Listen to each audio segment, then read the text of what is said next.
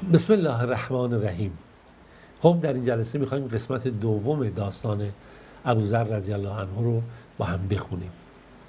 به اونجا رسیدیم که ابوذر وقتی مسلمان شد به پیامبر خدا صلی الله علیه و سلم گفت من میخوام این دین رو آشکارا عقیده خودم رو برم جلوی همه قریشیان جلوی کعبه بگم. پیامبر گفت من میترسم، پنهان کن برات، خدا این غریبی برات اتفاقی نیفته، بالاخره نکشنه. گفت نه من میخوام این کار رو انجام بدم. دیگه پیامبر هم ساکت شد و گفتیم که ابوذر رفت در جلوی کعبه در وسط مجلس این قریشیان نشسته بودن. اونجا گفت اهل قریش همه گوش کردن چی و شهادت داد که هیچ معبود برحقی، هیچ شفا دهنده‌ای، هیچ روزی دهنده‌ای وجود نداره مگر الله رب العالمین و من شهادت میدم که محمد رسول خداست، رسول این الله و فرستاده این الله. تا اینها اینو شنیدن داد و فریادشون بلند شد، ای از دین خارج شده، ای ملحد، ای فلان. حمله کردن به این، شروع کردن که این رو مورد ضرب و جرح قرار بدن. بله حمله کردن، حالا نزن که کی میزنی. چنان میزدنش که چیزی نمونده بود که ابوذر خودش نقل میکنه، چیزی نمونده بود که من بمیرم زیر دست و پا و لگد های اینها. که دیگه یه دفعه عباس عموی پیامبر، عباس ابن عبدالمطلب، خودشون به من رسوند و جلوی حملات اونها رو گرفت. گفت وا ویلا، میدونی شما دارید چیکار میکنید؟ خودش میگه رو من اصلا انداخته ندارون حمله کنن. میدونی شما دارید چیکار میکنید؟ دارید یکی از افراد قبیله غفار رو میکشید که اگر این کشته شد دیگه بدونید کاروانهای شما در این مسیر امنیت نخواهد داشت. نکته رو داشته باشید خیلی جالب هست. این وقتی دعوت اسلامی قرار میگیره، یکی از عللی که اونها نمیتونستن به راحتی هر مسلمانی رو بکشن، بله برخورد میکردن، اذیت و آزار میدادن، اما یک حمایتی مسلمان ها داشتن. اگر این حمایت نبود، این قوانین اجتماعی اون زمان نبود، چه بسا همون روز اول قتل قلقم میشدن و نابود میشدن. اما این قوانین اجتماعی سبب میشد که قریشیان نتونن به راحتی برخورد کنن. حتی این قبایلی که اینها رو حمایت میکردن، حالا چه قبیله خودشون چه قبیله دیگری گاهی میاد فردا تحت حمایت قرار میداد، چه بسا خودش حتی مسلمان هم نبودن.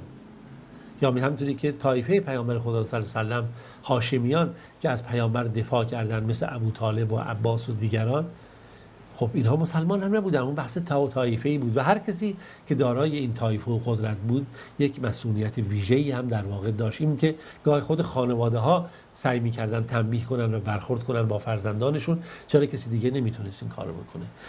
اینجا که بود ابو سفیان خودش رو بالاخره انداخت روی ابوذر و نذاشت که این کشته بشه و اشاره به این کرد که این از قبیله غفار هست و دیگه کاروان‌های ما کلکش کنده است. بالاخره ابوذر میگه من نجات پیدا کردم و رفتم پیش رسول خدا صلی الله علیه و سلم. وقتی که پیامبر سر وضع من دید اینجا خونین و بالاخره کوبیده شدم و زیر ضرب و جرح اینا، گفت من به تو نگفتم این اسلامتو نرو آشکار نکن؟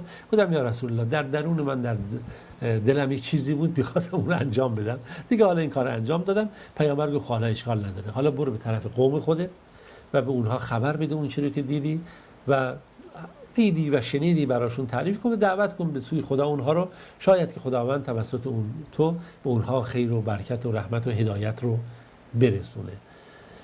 و باش در همون بین قبیله خودت تا ببینم این سرنوشت ما مسلمانان مکه یا ما به کجا میرسه، که اگر ما در جای استقرار پیدا کردیم و شرایطمون بهتر شد، اون موقع به ما ملحق بشو. این بود که ابوذر رضی الله عنه میگه من رفتم بیشه بالاخره قبیله خودم و قوم خودم در غفار و اول با برادرم صحبت کردم. برادرم هم اسلام رو پذیرفت، گفت خب بالاخره فکر خوبی، حرف خوبیه، خداوند شرایط براش آماده کرد و ایشون میگه من همینجوری پیش مادرمون رفتیم، با مادرمون صحبت کردیم، مادرمون همین اسلام رو پذیرفت وقتی حقیقت رو دید و گفت چه اشکال داره وقتی که چیزی حق هست و خوب هست و انسان رو به پاکی و نیکی و مکارم اخلاق و صداقت و اینها دعوت میکنه، چرا ما نپذیریم؟ میگه در هر صورت ما شده بودیم یک خانواده مسلمان در منطقه همون قبیله غفار و میگه خب تعداد بسیاری از اهل غفار هم مسلمان شدن، اما تعدادی گفتن ما با میستیم تا ببینیم چه میشه آینده، بر دین آبا اجداد خودمون هستیم، نمیخوایم آیینتون رو بپذیریم تا ببینیم آینده چه میشه، بر اساس همون شرایطی که بود. در این میگن که نقل شده که یه تعدادی از اینها که وقتی که رفتن پیش پیامبر خدا صلی الله علیه و سلم در مدینه، خب بالاخره مسلمان شده بودن و خواستن پیامبر دعا بکنه. پیامبر دعا کرد، گفت خداوند اینها رو مورد بخشش خودش قرار بده و در سلامت قرار بده اونهایی رو که اسلام رو پذیرفتن. بله ابوذر در بین قبیله خودش بود. جنگ بدر گذشت، جنگ احد گذشت، جنگ خندق گذشت و بعد از این ابوذر اومد چیکار کرد؟ به پیامبر خدا صلی الله علیه و سلم ملحق شد و بعد از اون از پیامبر خواست که بذار من در همین مدینه باشم، کنار شما باشم، در خدمت شما باشم. پیامبر هم گفت اشکال نداره، تو همینجا دیگه حالا میتونی پیش ما باشی، دیگه اینجا سرزمین اسلامی بود. و پیامبر ایشون رو گرامی می‌داشت، احترامش رو داشت و هر بار که ایشون رو میدید خوشحال میشد، برخورد میکرد و خوش آمد بهش میگفت، تا اینکه پیامبر خدا صلی الله علیه و سلم این دار فانی رو رها کرد و به نزد رفیق اعلی خودش رفت. ابوذر که این شرایط رو دیده بود گفت من دیگه نمیتونم واقعا اینجا بمونم. من یک داستانی رو نقل کنم که ببینید نوع الفت پیامبر نسبت به ابوذر و حالات چگونه هست. در جنگ تبوک شرایط بسیار ویژه‌ای پدید اومد. این بود که پیامبر گفت همه آماده بشید برای جنگ، هیچ کس حق تخلف نداره. وقتی که سپاه حرکت کرده بود و این جنگ هم یک جنگ تعیین کننده و بسیار حساسی است که آیت قرآن نقل میکنه که حالا داستان 3 نفر هستن که تخلف میکنن از مؤمنان، منافقان نمیان فلان بماند. در مسیر این راه صحبت از این بود که یا رسول الله برخی تخلف کردن نیومدن. پیامبر گفت خب خداوند این حکمش رو مشخص خواهد کرد، ببینیم چه میشه. برای که گفت ابوذر هم نیومده، پیامبر گفتش که امیدوارم اینجوری نباشه، ببینیم چرا ابوذر نیومده. نگو شطور ابوذر تأنی میکرد، خوب نمیومد. ابوذر دیگه شطور رو رها کرد، بارها رو دوش خودش گذاشته بود و داشت آرام آرام میومد به سمت پیامبر که در خودش به این سپاه برسونه برای شرکت در جنگ تبوک. یکی گفت از دور دارم میبینم یکی میاد. پیامبر گفت امیدوارم ابوذر باشه و وقتی فهمیدن ابوذر، پیامبر خدا صلی الله علیه و سلم خیلی خوشحال شد و این ارتباطات بود. و بعد از اینم ابوذر رضی الله عنه در جنگ ها شرکت کرد، در جنگ های اسلامی، در فتح بیت المقدس، فتح شام. این در سپاه عمر رضی الله عنه در همه اینها حضور داشت و عمر ایشون رو فرستاده بود در شام تا اینکه به مردم آموزش دینی اینها بده، تا زمان حضرت عثمان رضی الله عنه پدید اومد.